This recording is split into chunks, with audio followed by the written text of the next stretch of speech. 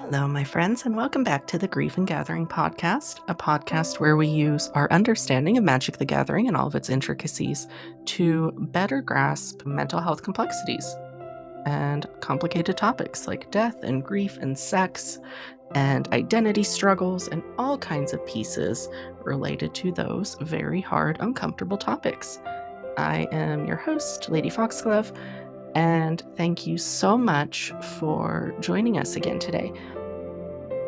As always, before we get started, I like to give folks a bit of a warning, give folks a bit of a heads up.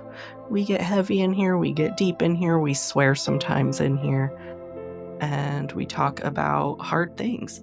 And so if you're not in a space to listen to any of that, to consume any of that content, especially in a world like this one these days, I understand. I appreciate you taking a time to just hear my voice for a minute or so, and I encourage you to go use your time in a way that feels more healthy and more helpful to where you're at in your own journey. But for those of you who are going to stick around, one, thank you. As I've always said, it means the world to me that you all choose to spend 15, 20, 25 minutes of your very busy, very crazy days listening to my voice. That's a weird thing to think about. And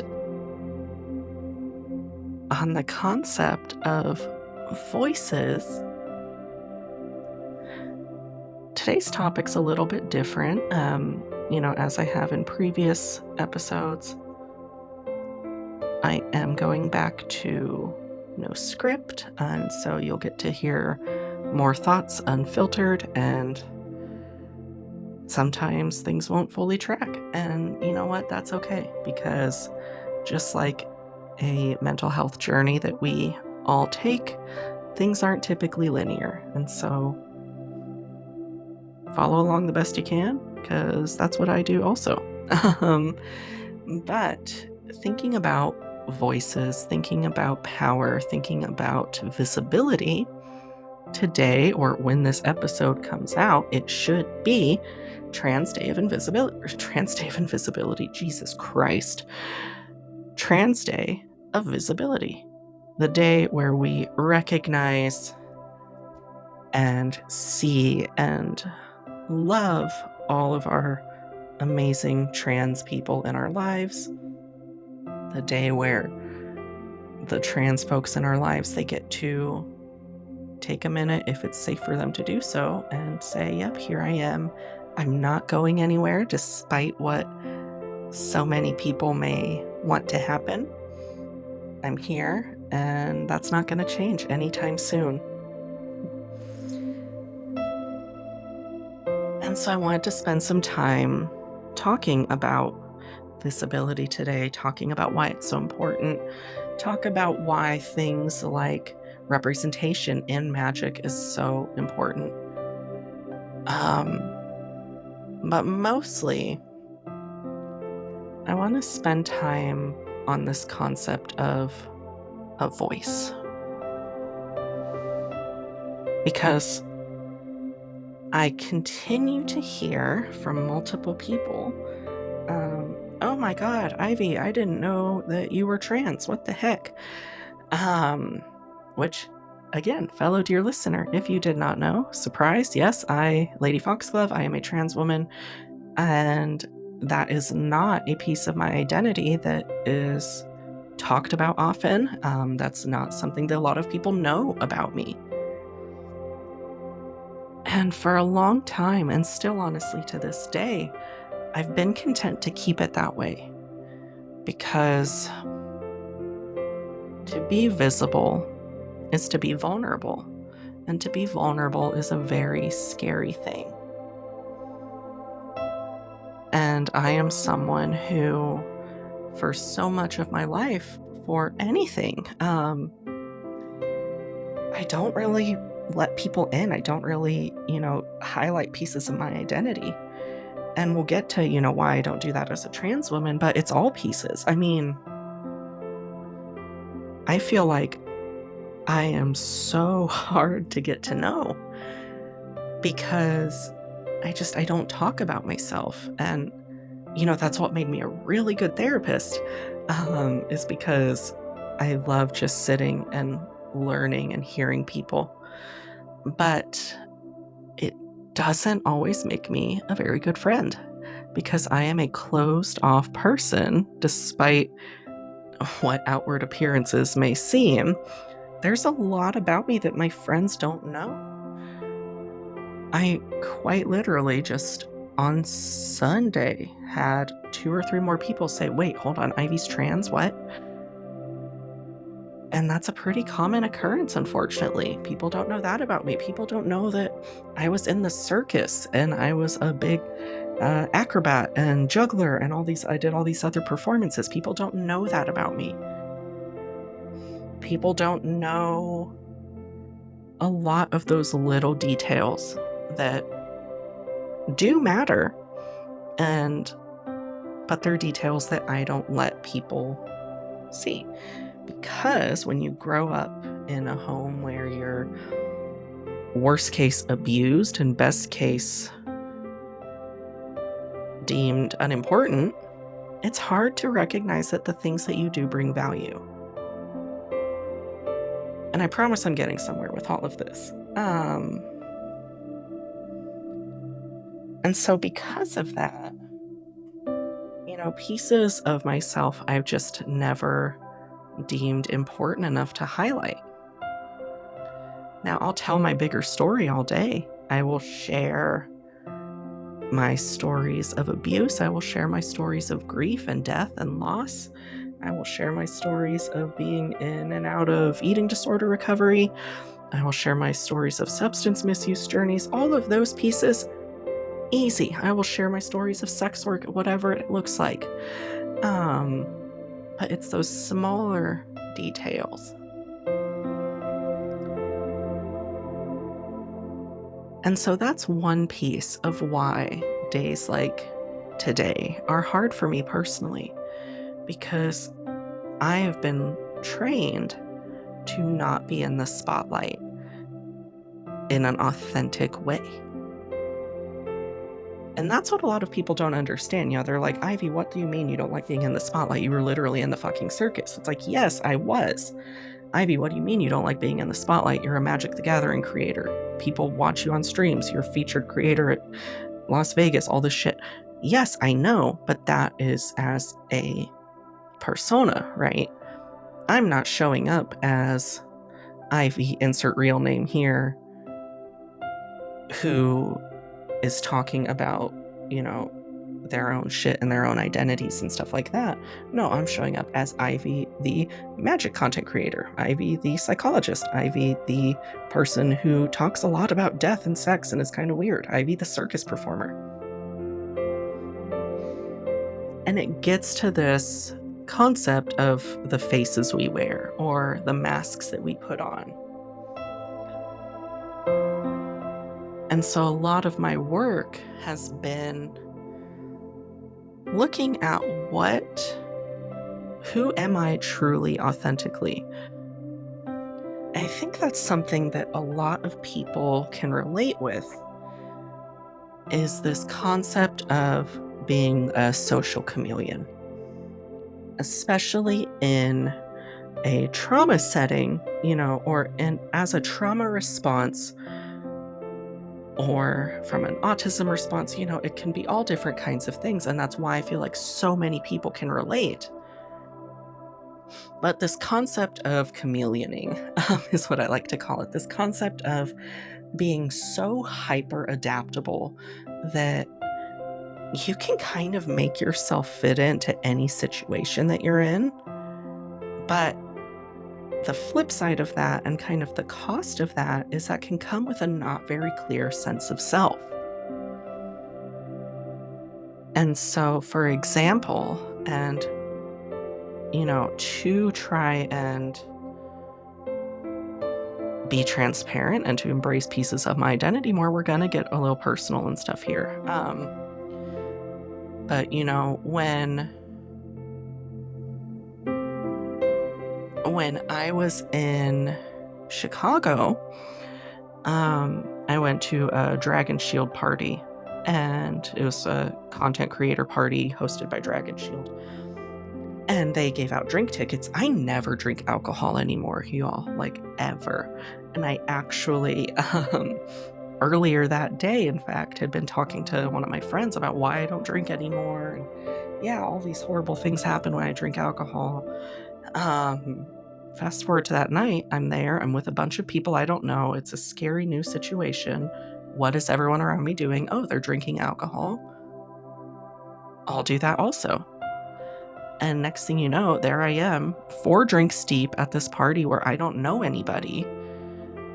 And yes, I'm fitting in and I'm adapting, but, it was at the cost of who I said I was already. Or you look at, my unwillingness to chat about my identity as a trans woman. Fast forward to a couple days later, I was hanging out with a group of trans people, and next thing you know, I'm talking about my hormone replacement. I'm talking about my boobs growing. I'm talking about all these things that I would never dream of talking about in a day-to-day setting because I matched the conversation of the people who were around me. And in a way, that's a really great skill. And for me, it comes from a trauma response. And for other people, it may come from other things. But speaking to my own personal journey and the reflection and the work I've done, I know it's a trauma response to struggle with inauthenticity. I'm a very agreeable person because of that. I have strong opinions, but in a group setting where I'm trying to fit in, I struggle in the past, I have struggled to hold firm to my beliefs. And those are things that I've had to spend a lot of time working on and are still a struggle.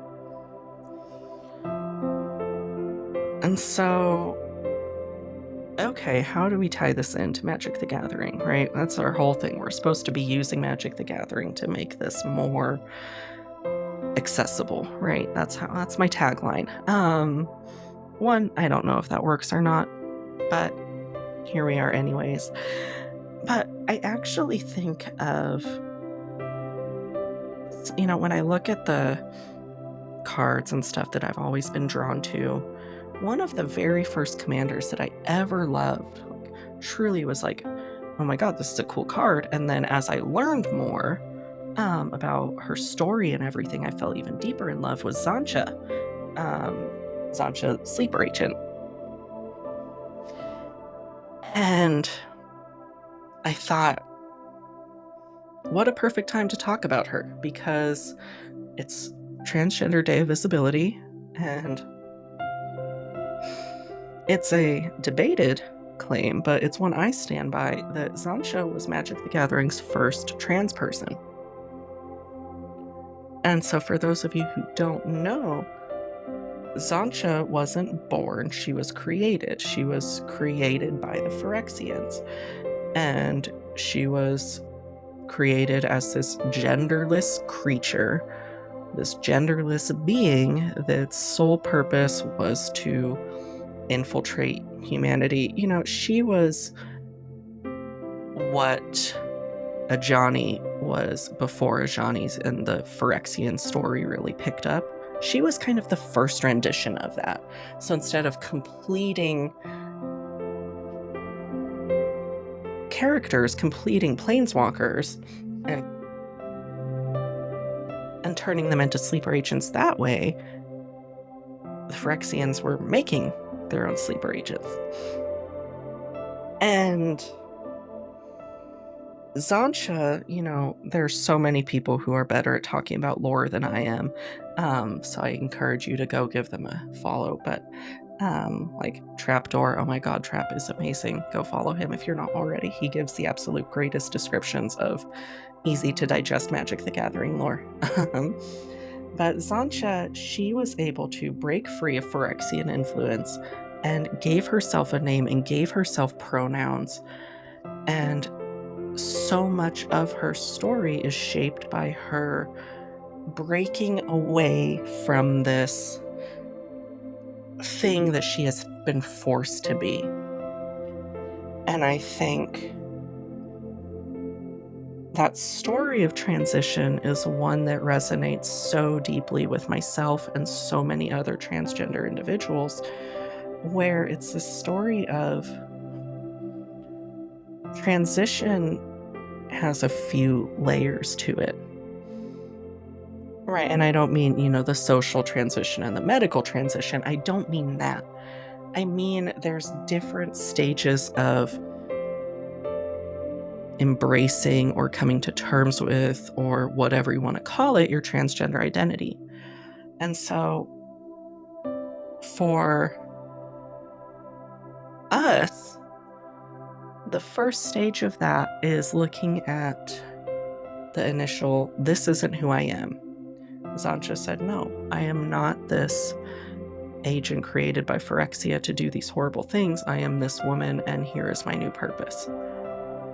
It's very allegorical to a trans person's journey of saying, no, this isn't who I'm supposed to be. This doesn't quite fit. And I'm going to make the changes I need to make in order to feel like this body matches who I am. Make sure that it feels like I match who I am. So that's the first part. But then the next part comes from tackling our biases, because just like Xantcha, for her whole life, had spent her time being forced to learn certain ways, act in certain ways, we have had to do the same. Trans people have been told, a lot of us have been told our whole lives, that people like us are sick, people like us are gross, we need help from a therapist, which we do. Everyone needs help from a therapist. Literally everyone could benefit from a therapist. There is not a single person in the world who could not benefit from a therapist. But anywho, we pre-transition, we internalize all of these messages, and those messages don't just go away. And so for me, what this looked like is, when I first came out, my initial goal was stealth or passing. My goal was, I don't want people to know that I'm trans. And, to a degree, that's understandable from a concern of safety, right? But it wasn't just safety. And I realize that now, as I have done more work and understanding my own journey. It isn't just safety concerns that have made me hesitant to let people know this part of my identity. It is internalized transphobia. It is still battling these biases that exist within me that say, no, people shouldn't know you're trans because trans equals bad. And so that's something that outwardly I'm very good at working on. And I see all of my amazing trans friends who are out and loud and embracing their transness, and it makes me so, so happy. And they're gorgeous, lovely people. My people like Cooper Leaf and Onion Bug and Mab the Queen, and oh my God, so many more. Command Zoe, there's so many. But inwardly, I sit here and I struggle, because I think that just still isn't me. I don't want to be that to be me. And so then the last piece of Xantcha's story, going back to Xantcha, there's this piece of acceptance, this piece of self-actualization, this piece of, yes, this is who I am. I am a multifaceted individual, and I am not just this one thing. I am not my transition from Phyrexian minion to self-actualized person. And it's the same with myself and with other trans people and with other people of any identity group. There are so many layers. But when we try and hide our layers, when we try and hide things from the general view, we're not doing any favors for anybody. And all we're doing is reinforcing those internalized biases that are saying there's something wrong with who we are. And that's not the case. Each and every one of us is born with worth, is born deserving to tell our story and deserving to live our life in the way that it should be lived. And man, that looks different, but for so many different people. But this is a day that I personally struggle with for a multitude of reasons. One, because the entire US government and the entire world, it feels like, want to kill people like me, or want to say that people like me shouldn't be parents anymore.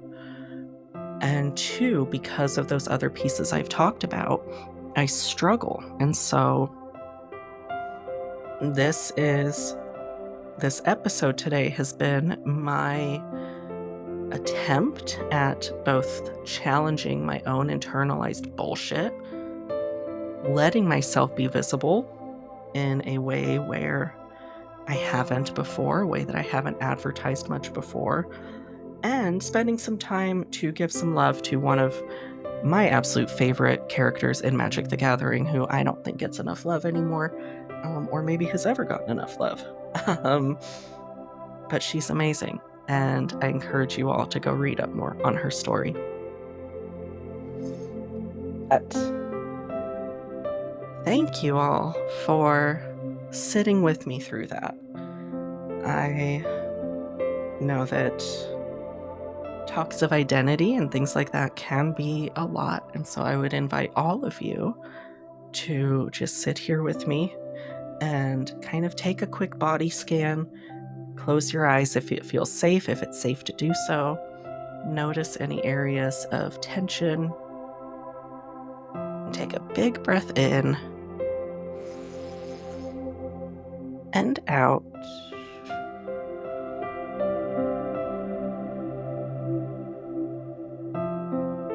As always, I am Lady Foxglove. It means the absolute world that you all choose to spend some of your time here with me on the Grief and Gathering podcast. And until next time, I want to let my trans siblings know specifically that I see you, I love you, your life has worth, and please don't go anywhere, because the world is better with you in it. I love you all so very much.